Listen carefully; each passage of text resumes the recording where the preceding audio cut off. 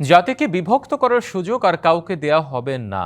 পঞ্চায়েত রাজনীতি নয়, ২৪-এর যুব সমাজ চাই পরিবর্তন। এবারে নির্বাচন হবে দেশ গড়ার নির্বাচন।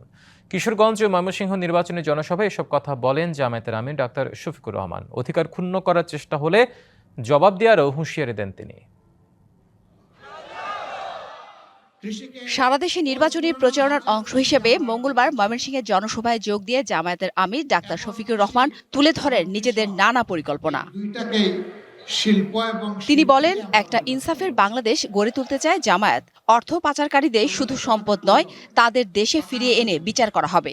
এই যে চুরেরা চুরি করে বাংলাদেশ থেকে 28 লক্ষ কোটি টাকা বিদেশে পাচার করেছে, আল্লাহ যেন তৌফিক দেন ওদের পেটের ভিতরে হাত ঢুকিয়ে সেই টাকা যেন নিয়ে আসতে পারি। ওই বাজেট আমরা ফিরিয়ে আনার জন্য জান প্রাণ দিয়ে চেষ্টা করবো ইনশাআল্লাহ। তিনি বলেন, ক্ষমতায় গেলে সবার আগে নারীদের সম্মান প্রতিষ্ঠায় কাজ শুরু করবে জামায়াত। রাষ্ট্র গঠনে সমান সুযোগ দেয়া হবে নারী পুরুষকে। 11 দল বিশেষ করে জামাতে ইসলামী যদি দেশ চালনায় আসে তাহলে আমরা নিরাপদ থাকব, জীবন দিব, কিন্তু মায়ের সম্মানে টান দিতে কাউকে দেব না।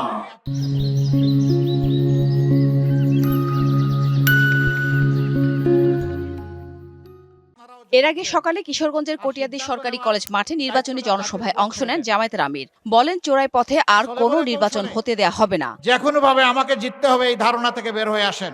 আমার ভোট আমি দিব, তোমারটাও আমি দিব, এই দিন শেষ। আমরা প্রশাসনকে বলবো, আপনারা দক্ষতা এবং নিরপেক্ষতার সাথে, সততা এবং সাহসিকতার সাথে আপনারা দায়িত্ব পালন করবেন নির্বাচনকে সামনে রেখে। এক্স অ্যাকাউন্ট হ্যাক করে একটি দল ব্যবসা করার চেষ্টা করছে। জামায়াত প্রশাসনের আনুকূল্য চায় না, তবে অধিকার ক্ষুণ্ণ করার চেষ্টা করলে কঠোর জবাব দেওয়া হবে বলে হুঁশিয়ারি দেন ডাক্তার শফিকুর রহমান। সেই এক্স আইডি হ্যাক করে অত্যন্ত নোংরা মেসেজ সেখান থেকে দেওয়া হয়েছে এবং পেয়েও গেছে যে কোন জায়গা থেকে কারাই কাজ করেছে। জান্নাত সাথী, ডিবিসি নিউজ ডেস্ক।